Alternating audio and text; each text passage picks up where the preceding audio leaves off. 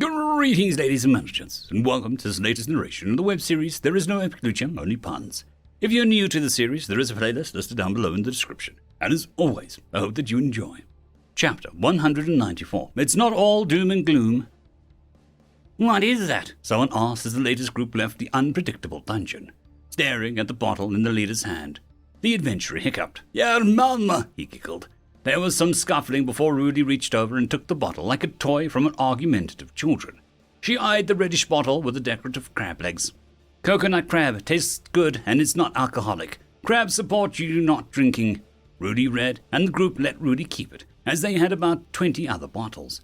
She popped the unopened lid and sipped it, feeling the urge to find a nice beach and sway. Maybe even click her fingers. Wait, if this is non-alcoholic, how is he drunk? Rudy asked as she continued her guard over Delta's dungeon. His teammates looked embarrassed. He can't read, one of them whispered. Rudy's mouth opened, then closed before she shook her head. Takes all types, she said, before Alpha emerged next, and almost every adventuring group parted before him. The kid seemed to scare the big, tough adventurers due to his aura of utter disinterest, if they existed or not. Gripping him tightly by the shoulder was the most attractive goblin Rudy had ever seen. She was sure that it was a goblin because he was handsome and orcs had more of a rugged thing going on. The goblin was also sort of familiar. "Where is the ceiling?" the goblin asked, looking mildly disturbed by the expansive open sky. "There is no ceiling out here unless you're being suppressed at a job by an older man. Then it's a glass ceiling," Alpha said with a neutral tone. "I would not be suppressed by no man," the handsome goblin challenged the open sky. "I agree with that," Rudy spoke up, and the goblin beamed at her with a perfect smile. And she had a sudden flash of a much smaller form, with a thicker skull with that same smile. "Numb?" she asked in shock, and the goblin nodded. Looking pleased, Rudy recognized her. Is this dungeon becoming an abomination?" someone asked in a serious tone. Rudy's spine tingled with a cold feeling, and the relaxed mood in the open meadow turned tense. "No, I simply have the ability to tame monsters for a short while," Alpha spoke up briskly, and he looked very serious as he gazed into her angry glances. "I am training it so that I can, he frowned and looked around for how to continue. "He's going to be a leader and challenge the yearly Beast Violet League," Rudy interrupted, remembering the tournament held on the left foot, too close to where Everland existed in its strange pocket dimension. Instantly, the mood became jovial again, and people spoke about the tournament and how many people would bring rats only to see someone bring a dragon. "Alpha," Rudy whispered, trying not to look worried, because Num should really not be here. She would never call Delta an abomination, but she would need to know how hard she needed to cover up and make a few suspicious people vanish. "I have the power to mimic dungeon mana. He can only be out here as long as he is in contact with me," Alpha assured her with a small smile, and it was really good news. Rudy took a moment to exhale with a nod. She eyed Num, who was just standing there, but she could swear that there was an aura around him extending into the world. "What happened to him?" Rudy asked, more curious now. "Delta called it himbification," Alpha reported. Rudy was about to ask what that even meant when she left a tickle in the air. A white dove landed nearby as it looked exhausted and then passed out, dropping a scroll into Num's open hand. He eyed it curiously. "Royal wedding invite, dear reader. This is my last chance to escape the evil advisor I'm engaged to. I set the stuff free to find my one true love." Num read, and Alpha took the thing and set fire to it with a silent spell.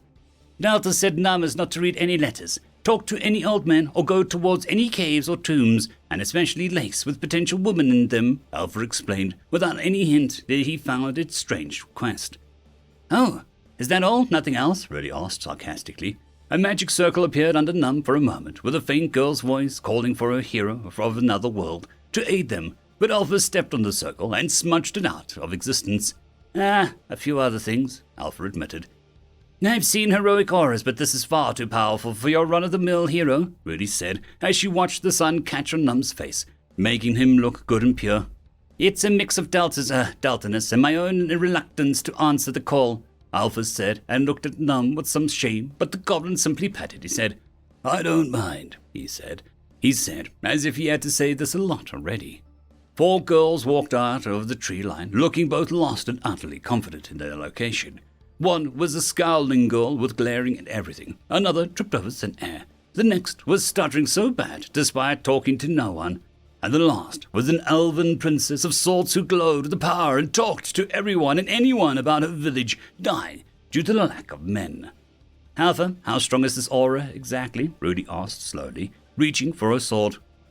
When it was down to me, I tempered it by being so indifferent that they just wandered off. When one refused to leave, I put them on mute and ignored them, Alpha said bluntly, pushing Num back towards the dungeon entrance. Num wants to be social, Alpha added, and that explained a lot. Mute them, Rudy asked as an angry-looking girl, followed by Grim of all people, protested that she couldn't seem to stop her feet moving towards the dungeon. Alpha looked at one of the strange girls that appeared, hitting any and all men as she came across, being perverts. Instantly, a red cross appeared above her head, and her voice vanished. It's supposed to stop magic users, but I found a better use, Alpha said simply, and walked back inside with Num, who waved at everyone. Damn, really wanted that spell when Quiz started going off about brute woman, broken staves, and bruised wizard orbs. That man could complain so much over drinks. Do you have something to make all of this go away? Rudy asked, wondering if she was about to be dumped on clean-up duty. Alpha answered her by returning with a very different goblin. Two of them, actually. The sky! What a waste of space! Swar screamed and waved his staff around, setting fire to patches of grass. The other goblin made Rudy's skin crawl as everyone stared at him. He lowered his scarf, revealing his evil mouth while wiggling his fingers in greeting.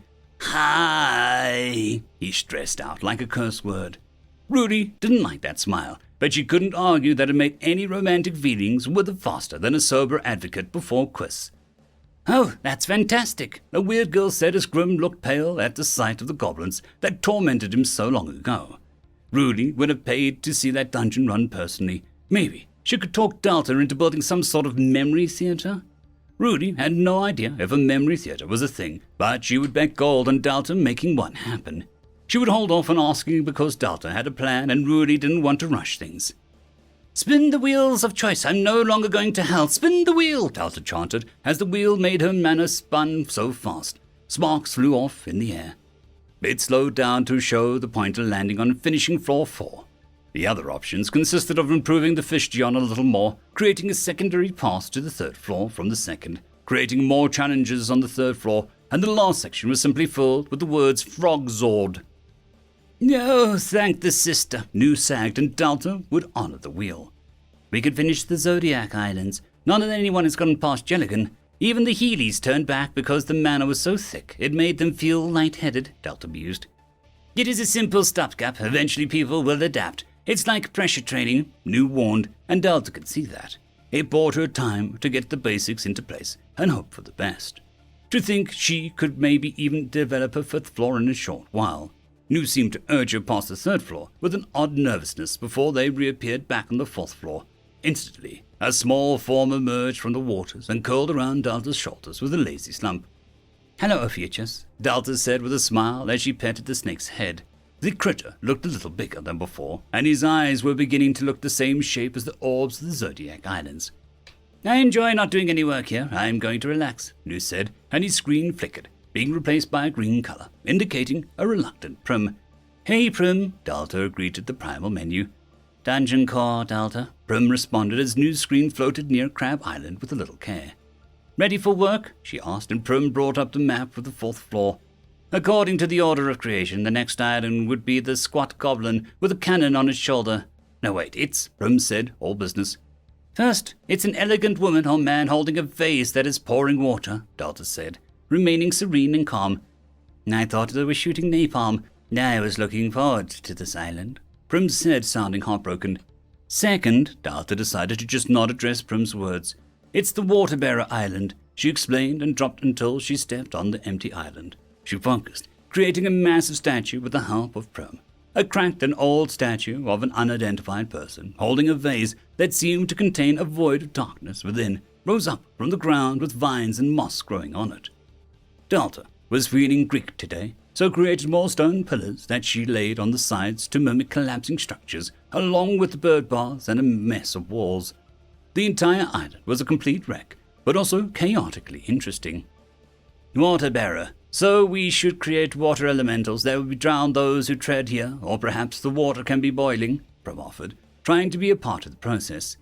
Love and energy, Delta praised, while mentally discarding those ideas. She placed a deep lavender-color orb inside the vase.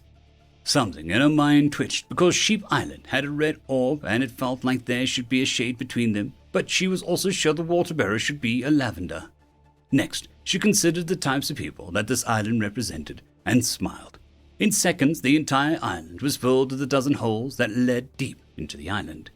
"Death holes! Finally, something I can get behind," Prim said eagerly, until she noticed that they were only the size of a frying pan, barely able to make someone sink into them.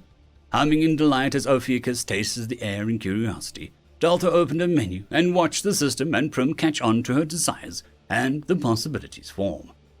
Water Cannon Island. Water is healthy. This much water is less so. Water Bearer Orb upgrade automatically integrated into island formation. Dark dank hole. Adventurers cannot simply reach into the statue's hole and expect results. If the vase gushes water, the orb will become dislodged. Otherwise, cannot be physically felt. 20 DP.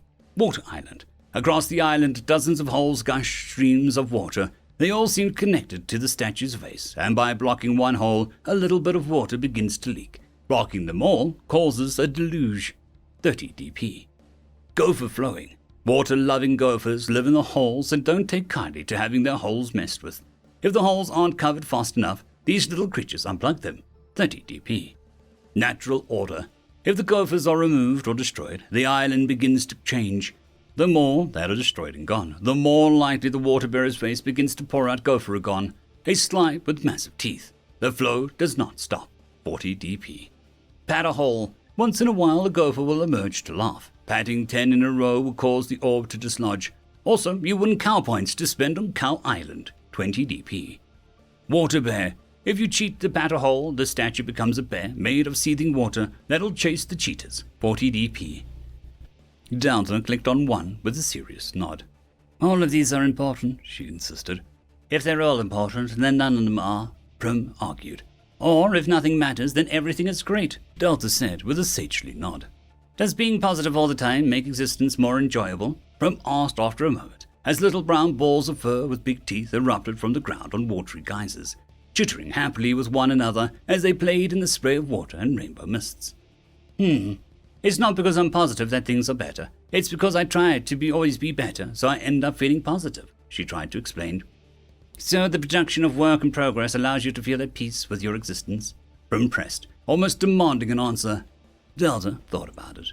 Work was nice, but with work she could make bars and pools with fish so Dio and Rudy could visit. When they visited, Delta felt like she had friends outside of a dungeon, and the connection made her want to please those people and her creations, which often developed into her creating rare rooms, drinks, and delicious foods.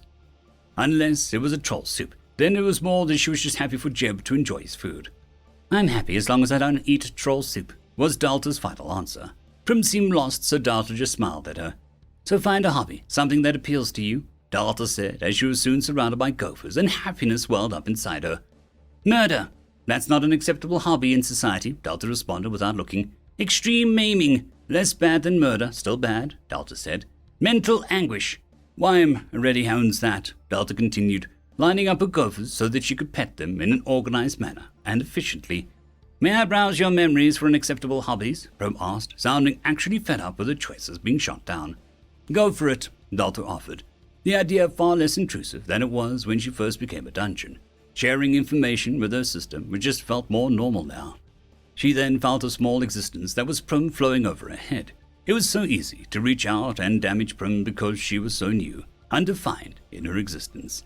New was like a tangle of barbed wire that burned all his thorns away when she approached, but Prim was closer to air. "I found a hobby," Prim declared proudly. Delta shivered as it felt like Prim was using a tiny bit of her thinking space to place a system folder which unpacked itself. The thing was deep in the menus, and Delta only knew Prim was interfacing with it because of 5 folders out. Delta could hear the music. Wait, Delta knew that music. "This takes up surprisingly little space," Prim praised as she lost herself in the game. "What are you running that on?" Delta asked in alarm. "You! Oh. If you can't have real violence, you're going to settle with virtual violence?" Delta asked as she moved over to the next island. "Most life is a simulation created by ambient energies of brother and sister, and the lost one. Oh, I can reset at any time. These beings cannot ever escape my wrath." Prim laughed, with a dark tone. Use the shotgun, Delta offered with a bemused tone. There's weapons other than my meat clubs. As Delta touched down on Fish Island, Prum shyly spoke up. I will finish this run with my meat clubs. I have grown fond of their ability to perform violence. The system said and went quiet. Delta was now left utterly alone to do the making and creation. I can do this. I can make art and beauty, she said with a proud nod. She rubbed her hands together to make a manna gather. Nu floated in the water, working on a signed blueprint number 2477. This one said something along the lines of don't burn books or the books will burn you for the 3rd floor. Sign making was soothing. Telling people what to do without actually talking to them was a thrill. He felt Delta trying to do solo work and frowned. He searched and found piercing death rattle of a sound and screeching followed by Prim's delighted laugh. Return to the bisque and clean ones, she giggled as she had a massive technicolor screen playing ultra-violent scenes of creatures being punched to bloody puddles. Aren't you supposed to be doing something? He loomed. Usually finding his looming made Prim behave. Prim shot him an annoyed look, then punched him in the side. Nu was so taken back that he didn't stop himself from floating out of Prim's space, where she slammed the metaphorical door in his face. Do not make me come in there and remove that thing from Delta's system. I have stronger permissions than you, Nu warned. I didn't ask to be born, Nu, Prim called over the noises. Nu would have to tackle this a different way. Prim was but a child, really. Thankfully, training the Trinity Dungeon had prepared Nu for this. You know, since I have most of Delta's public memories, I could tell you there's a sequel to your little game, improved in many ways, Nu said casually, leaning on the symbolic wall of Prim's space. I can wait. I actually finished my projects, Prim said back without much care. Nu couldn't be saddled with Delta when she was making so many insane islands. What do you want? Name it, he said through the door, hiding his desperation. That was when Prim finally emerged, looking more solid than before, less like thin air and more like a thin shell of light. We suffered together. Delta is too much for either of us alone. If she feels outnumbered, we can convince her of many things, Prim said, and Nu could see the logic in that. But I don't want her to feel miserable when working. That'll put her off, he countered. We must only remove the most inane and weakest of changes. A little nip there and a tuck here. Then we shall be providing the dungeon with the BFG of threats, Prim nodded. Unless she really wants them, Nu said, and Prim nodded slowly. I do not object to Delta's fondness for odd choices. I just wish for more input, Prim admitted, and Nu knew that feeling far too well. Go back to your game. I shall handle the next island, Nu said gravely. I must complete the 65th run with the handgun. I set the challenge that I can only move backwards to progress and disable all forward motions. It makes it more fun, Prim explained and vanished in a cloud of joy. You can shoot demons all day, but you still won't handle Delta, Nu snorted. Demons can be shot. Delta's ideas are eternal, Prim shouted back. Touché. End of chapter. I would just quickly like to thank the T5 peeps. Dragon Soup, Cold War Boomerwaffen, Severin Cerberus, Red Panda 121, Leslie 517, Bushmaster 177, Caspar Arnholtz, Cam Maxwell, Sans the Skeleton, Lightjock, Dragzoon WRE, and Lord Azrakal. Thank you very much.